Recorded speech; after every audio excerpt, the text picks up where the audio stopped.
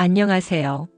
오늘은 부모가 되어 평생 자식을 위해 헌신하고 자식이 결혼을 하고 손주까지 보게 되면 마침내 편안한 노년을 맞을 줄 알았던 어느 두 분의 이야기와 그 속에서 드러나는 복잡한 가족관계에 대해 다뤄보려 합니다. 한 세대 전만 하더라도 부모는 자식에게 모든 것을 다 바치는 것이 미덕이라고 여겨졌고, 자식 또한 부모에 대한 최소한의 예의와 효도를 당연한 의무처럼 여기는 문화가 있었습니다. 그러나 시대가 바뀌고 가족 구조와 경제적 환경이 달라지면서 이런 믿음은 곳곳에서 균열을 일으키고 있습니다. 오늘 전해드릴 두 사연은 그런 균열을 상징적으로 보여주는 사례들입니다. 두 어머니 모두 자신이 낳고 키운 자녀를 위해 평생 애쓰고 결혼까지 시키며 이제는 한시름 덜었다고 여겼습니다. 하지만 막상 손주가 생기자 오히려 자식과 사위나 며느리로부터 무리한 요구, 무례한 언행, 그리고 급기야 신체적 폭력까지 겪게 됩니다. 손주를 돌보는 문제로 인해 사방이 막혀버린 듯한 절망감 속에서 이분들은 결국 어떤 결정을 내리게 되었을까요? 첫 번째 사연의 주인공은 60대 후반의 할머니입니다. 이분은 결혼 후 한동안 아이를 갖지 못하다가 어렵사리 아들을 낳게 됩니다. 아들이 한 명뿐이니 금이야 오기야 키웠습니다. 아들이 다칠까봐 바닥에 내려놓기도 조심스러울 정도로 모든 걸 아들 위주로 맞춰주며 살아왔습니다. 그리고 마침내 아들이 결혼을 했을 때 이 할머니 부부는 드디어 이제 좀 쉬겠구나라는 생각을 했습니다. 아들도 독립하고 며느리도 들어왔으니 손주 소식만 들려오면 노년의 즐거움이 배가 될 거라 믿었지요. 처음 며느리를 만났을 때 할머니는 그저 아들이 좋다니 나도 좋다고 생각했습니다. 며느리가 예민하고 음식을 잘 먹지 않고 말을 직설적으로 해도 요즘 젊은이들이 다 그렇겠지 하며 이해하려고 했습니다. 그리고 기다리던 손주가 태어났습니다. 반가움에 조리원의 용돈도 넉넉히 챙겨주며 찾아갔습니다. 그런데 손주를 낳은 지 얼마 지나지 않아 아들과 며느리는 뜻밖의 부탁을 해왔습니다. 며느리가 직장 복귀를 서두르니 아이를 할머니께 맡기고 싶다는 것이었습니다. 할머니 부부는 망설였습니다. 이제 막 은퇴한 남편은 둘이서 여행 다니며 노후를 즐기고 싶다며 반대했습니다. 며느리가 워낙 예민하니 육아 과정에서 갈등이 커질까봐 걱정이었지요. 하지만 귀한 손주를 보고 싶은 마음, 그리고 아들이 간절히 부탁하는데 차마 거절하기 힘든 마음이 컸습니다. 그렇게 결국 손주를 맡게 되었고, 손주 돌보기는 예상보다 훨씬 힘들었습니다. 밤낮 없는 육아의 체력은 바닥나고 남편과의 다툼은 잦아졌습니다. 문제는 며느리의 태도였습니다. 전화로 사사건건 지시와 간섭, 그리고 불신이 이어졌습니다. 한 번은 며느리가 대뜸 며칠 후에 CCTV 설치 기사 올 거예요. 안방이랑 거실에 달아서 제가 화면 보고 아기 상태를 바로 확인할게요. 라고 통보했습니다. 이 말에 할아버지가 화를 냈습니다. 여기서 며느리는 또 어머님이 제 말 잘 못 알아들으시니 아기 상태를 보여드리려는 거다라며 말도 안 되는 합리화를 했습니다. 결국 폭발한 할아버지는 그렇게 못 믿겠으면 너희가 직접 키워라. 라고 소리쳤고, 며느리는 엎드려 울고 난리를 치다 다시 고개를 들고는 왜 화를 내시는지 모르겠다는 식으로 뻔뻔하게 굴었습니다. 아들은 오히려 부모에게 따지며 아내의 편을 들었습니다. 그날 이후로도 갈등은 계속되었습니다. 며느리는 주말마다 집 먼지 한 톨, 머리카락 한 오락이라도 나무라며 잔소리를 퍼붓고 분유병 소독 상태를 꼬치꼬치 따지며 시어머니를 부주의한 가정부 취급했습니다. 결국 한계가 왔고 할머니도 참고 참다 못하겠다. 내 자식 내가 키워라. 라고 터뜨렸습니다. 그랬더니 며느리는 어머님 아들이 능력이 없어서 제가 직장 그만두면 집은 언제 사고 애는 무슨 돈으로 키우겠냐. 다른 집은 시부모가 집도 사주는데 왜 우리를 라며 대놓고 돈 문제를 꺼냈습니다. 아무리 봐도 자신들을 이용해 손쉽게 육아를 해결하고 경제적 도움까지 기대하는 태도였습니다. 그러던 어느 날 큰 사건이 터집니다. 손주가 걷기 시작한 뒤 할머니가 잠깐 한눈판 사이에 손주가 넘어져 이마가 찢어졌습니다. 병원에 데려갔고 의사는 괜찮다고 안심시켰지만 며느리와 아들이 집에 들이닥치자 분위기가 급변합니다. 며느리는 할머니를 마치 어설픈 보모 다루듯 추궁하고 화가 난 할머니가 아이들이 넘어지며 크는 것이라며 반박하자 며느리는 손찌검까지 합니다. 그 순간 충격에 빠진 할머니 부부는 결국 폭발합니다. 할아버지도 며느리 뺨을 치며 너 같은 년은 처음 본다고 분노를 표출했고 아들은 부모에게 대들며 혼란이 극에 달했습니다. 이 사건 후 할머니 부부는 모든 걸 정리하기로 합니다. 아들이 살고 있는 전셋집을 빼고 연락처를 바꾸고 남쪽 바다 가까운 지방으로 떠나버리기로 결정했습니다. 자식을 안 보고 산다는 것, 손주와의 인연을 끊는다는 건 아프고 슬픈 일이었지만 며느리에게 맞고 아들에게 배신당한 뒤 남은 선택지는 없었습니다. 한평생 귀하게 키운 아들이 결국 자신의 존재를 하찮게 대하는 배우자의 편을 들었으니 이제 더는 희망이 없다는 생각이었겠지요. 두 번째 사연도 이와 비슷합니다. 다른 상황이지만 본질은 같습니다. 이 이야기의 주인공은 평생 자식을 위해 헌신한 후 은퇴 후 고향 시골에 자리를 잡은 어머니입니다. 자녀들을 도시에서 대학까지 보냈고 결혼까지 시켰으니 이제 한숨 돌리고 조용히 살아도 되겠다는 생각을 품었지요. 특히 딸은 워낙 힘들게 사회생활을 해온 터라 딸이 출산했을 때 기꺼이 사후조리에 도움을 주며 손주를 돌봐주었습니다. 하지만 딸 부부 역시 점차 어머니의 선의를 당연하게 여기고 육아를 전담시키려고 했습니다. 아이가 크는 동안 직장에 복귀한 딸은 온갖 이유로 어머니를 불러내 집안일과 육아를 떠맡겼습니다. 야근, 출장, 어린이집 픽업 등 모든 상황에서 엄마가 있으니 문제없다는 식으로 생각한 것이죠.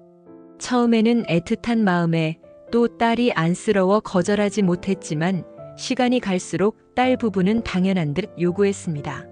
용돈이라고 주는 돈은 기름값 정도였고 오히려 몇 년간 아이를 완전히 맡아달라는 황당한 제안까지 했습니다. 참다 못한 어머니가 그럼 나도 생업을 못하니 대가를 달라고 하자 딸은 엄마가 왜 그래? 우리도 빠듯하고 나중엔 우리가 엄마 돌봐드릴 거 아니야 라며 적반하장으로 나왔습니다. 딸은 엄마가 자기를 나쁜 사람으로 만든다고 억울해하며 그저 자신의 편의를 위해 부모 희생을 당연시했습니다. 결국 어머니는 참을 수 없어 딸의 뺨을 때리고 그 길로 연락을 끊어버렸습니다. 휴대폰 번호까지 바꿔가며 딸 부부와의 인연을 끊고 조용한 시골로 돌아갔습니다. 그리고 딸도 어머니를 찾아오거나 연락하려고 하지 않았습니다.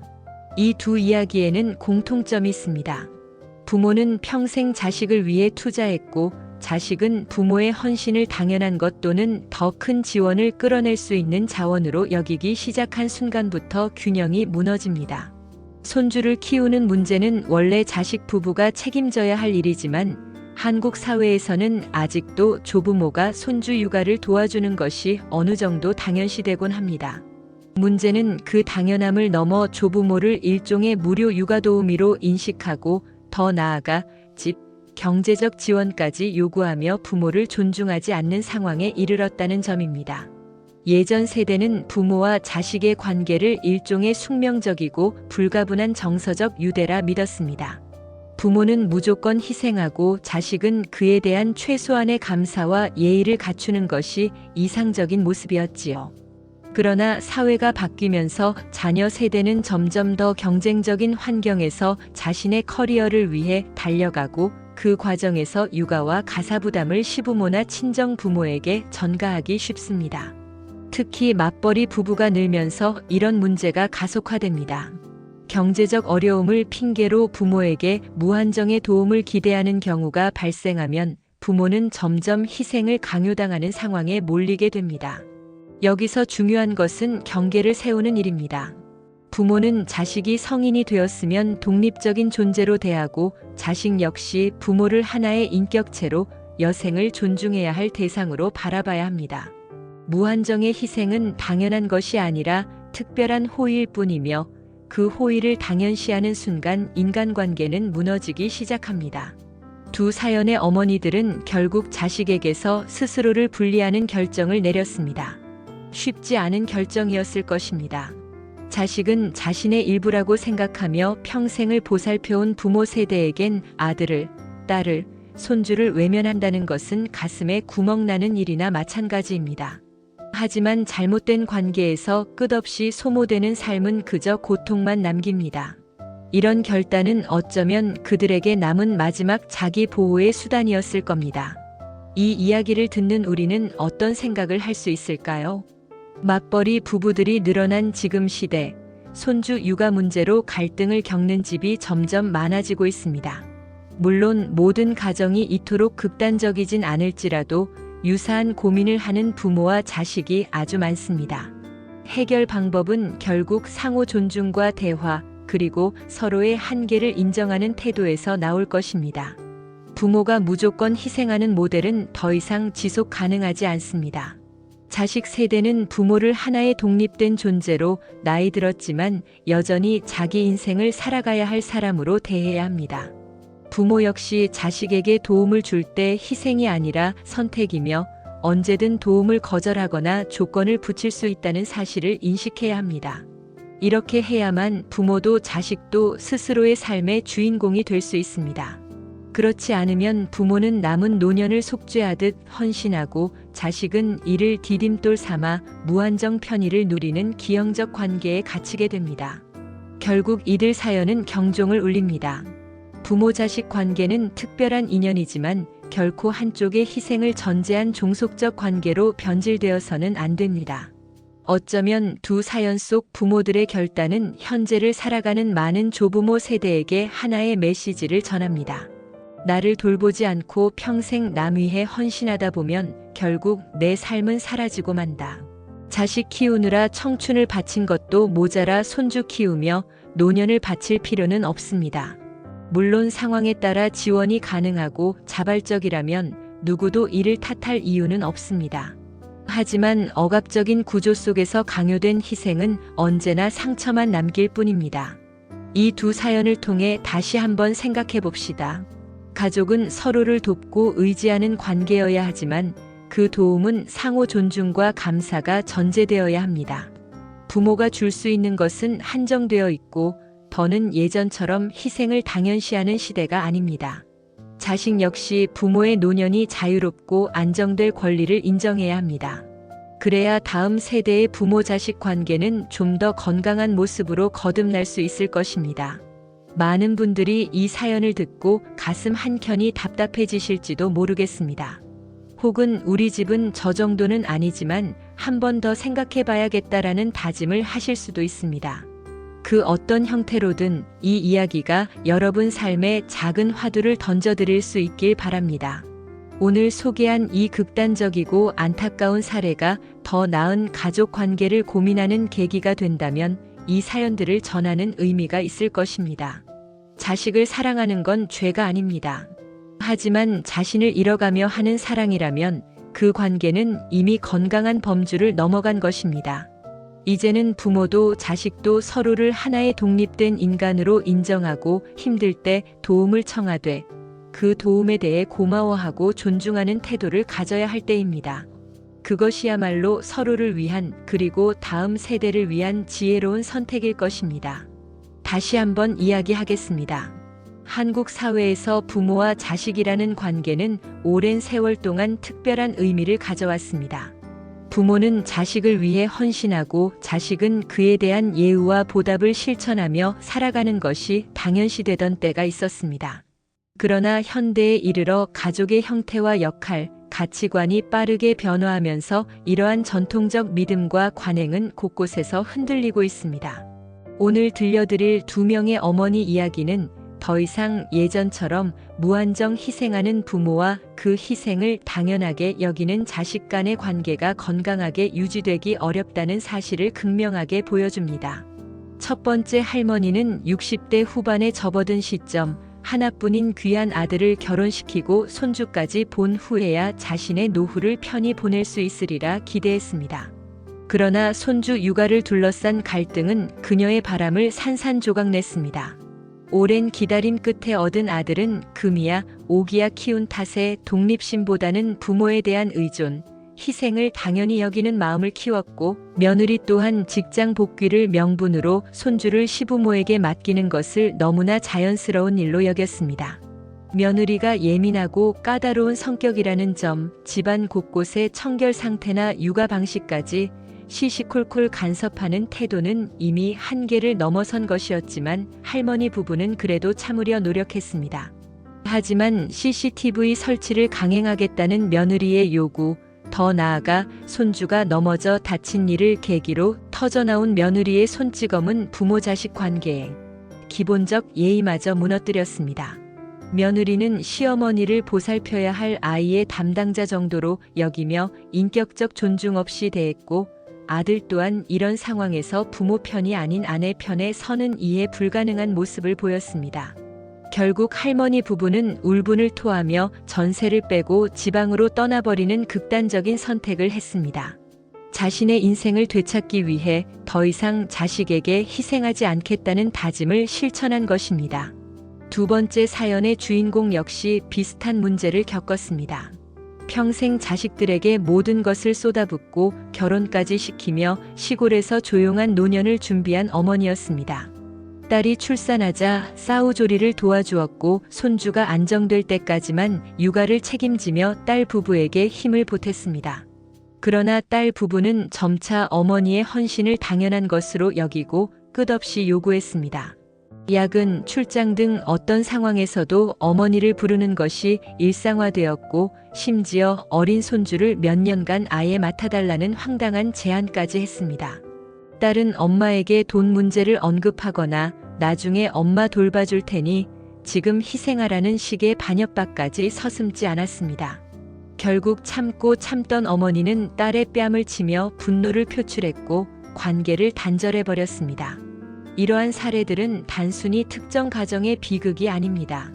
이미 많은 전문가들이 지적하듯 현대 사회에서 맞벌이 가정이 늘어나고 손주 육아의 부담이 조부모에게 전가되는 현상은 흔하게 볼 수 있습니다. 하지만 그 과정에서 최소한의 존중과 예의, 그리고 부모의 삶에 대한 배려가 사라진다면 이는 단순한 세대 충돌을 넘어 인간관계의 붕괴로 이어집니다. 부모를 무한정한 자원이나 서비스 제공자로 여기고 당연한 희생을 강요하는 태도는 부모의 인간적 권리를 짓밟는 것입니다. 이 문제를 더욱 복잡하게 만드는 것은 사회 문화적 배경입니다. 한국의 전통적 가족관은 부모의 희생을 미덕으로 삼아왔습니다. 자식만 잘 되면 모든 것을 참고 견디는 부모상이 미화되었고 이는 한편으로 자식들이 부모의 헌신을 은연중에 당연시하게 만드는 토양이 되었습니다. 하지만 현대 사회는 다릅니다. 여성의 사회 진출이 늘고 남녀 모두 커리어를 중요하게 여기며 양육 방식도 다양해졌습니다. 그럼에도 불구하고 육아 인프라는 충분하지 않고 경제적 압박이 가중되다 보니 조부모를 마지막 해결책으로 삼는 경우가 많아지고 있습니다. 문제는 조부모도 늙고 체력이 한계가 있으며 그들도 노년을 평화롭게 보낼 권리가 있다는 점입니다. 손주 육아는 선택이지 의무가 아닙니다. 그런데 일부 자식들은 부모의 헌신을 필요하면 끌어다 쓸 수 있는 자산처럼 대하고 거절당하면 섭섭해하고 심지어 비난과 조롱, 그리고 협박까지 감행합니다. 이는 단순한 가족 갈등을 넘어 윤리적 문제로 확장됩니다.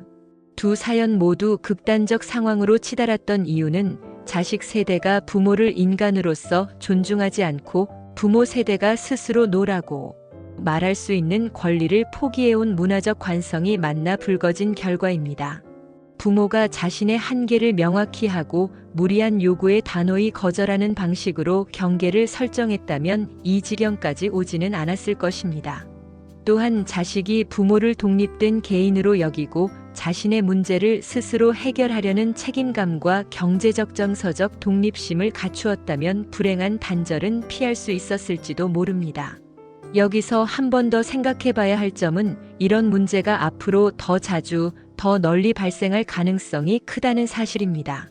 고령화 사회에 들어선 한국에서 은퇴한 부모 세대가 건강하게 오래 사는 사례가 늘어납니다. 이들은 더 이상 자신의 노년을 자식 돌보기에만 바치고 싶지 않을 것입니다. 반면 맞벌이 가정은 계속 증가하며 육아의 부담은 줄어들 기미가 없습니다. 이제는 사회 전반이 육아 시스템을 개선하고 부모와 자식 간 상호 존중을 기반으로 한 새로운 문화를 만들어낼 필요가 있습니다. 어떤 대안이 가능할까요? 첫 번째로 육아 시스템 강화가 중요합니다. 어린이집, 유치원, 돌봄 서비스, 방과 후 프로그램 등을 확충하여 조부모의 역할을 선택사항으로 만들어야 합니다. 두 번째로 부모 세대 스스로 자신의 한계를 분명히 하고 자식을 돕는 것이지 대신 살아주는 것이 아님을 명확히 해야 합니다. 세 번째로 자식 세대도 부모에게 의존하기보다 독립적인 삶을 구축하고 부모의 도움을 받는다면 감사와 보상, 최소한의 존중을 보여야 합니다. 심리학적 관점에서 볼 때 이러한 관계 파탄은 공감 부족과 경계 설정 실패의 문제로 해석할 수 있습니다.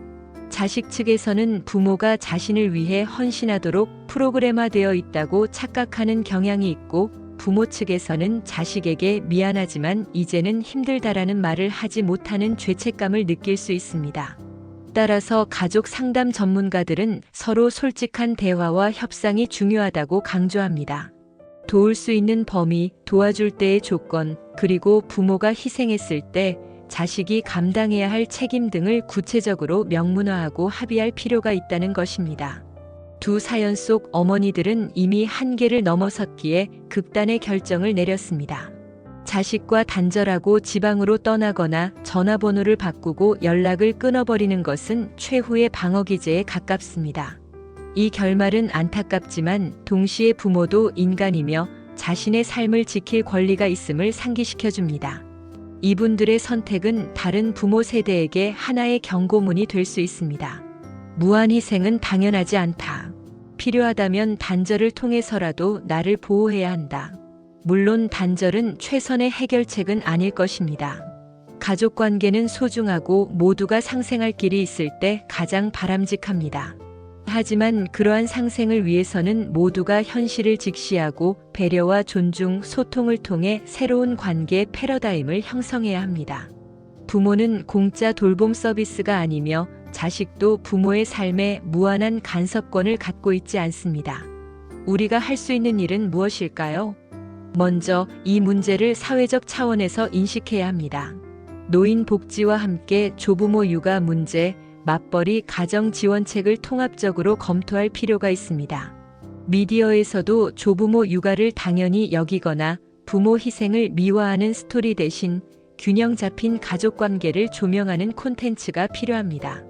교육 현장에서도 미래 부모가 될 청년들에게 건강한 가족 관계에 대한 교육을 강화하여 부모를 자원화하지 않고 스스로 문제를 해결할 수 있는 능력과 태도를 기를 수 있도록 해야 합니다. 두 사연은 우리 사회가 겪고 있는 급격한 가족 가치 변화의 한 단면입니다. 부모 자식 간의 관계가 더 이상 일방적 희생과 의존만으로 유지될 수 없다는 사실을 직시해야 합니다. 이제는 부모도 자식도 서로를 성인으로 대하고 고통과 부담을 함께 나누되 한쪽의 지나친 희생을 강요하지 않는 문화가 정착되어야 합니다. 사랑은 의존이 아니라 상호 존중의 토양 위에서만 진정한 꽃을 피웁니다. 이 모든 과정을 통해 얻을 수 있는 결론은 가족 관계 역시 결국 인간관계의 연장선상에 있다는 점입니다. 특별한 명분이나 이름으로 감싸도 한쪽의 인격적 존중을 결여한 관계는 오래가지 못합니다. 부모와 자식이 자신의 삶을 보호하면서도 서로에게 필요할 때 도움을 주고받는 건강한 형태를 모색할 때 우리는 더 나은 사회를 만들 수 있을 것입니다. 이 생각이 두 사연 속 슬픔과 분노, 단절의 아픔을 넘어 우리에게 새로운 대안을 모색하게 하는 힘이 될 것이라 믿습니다.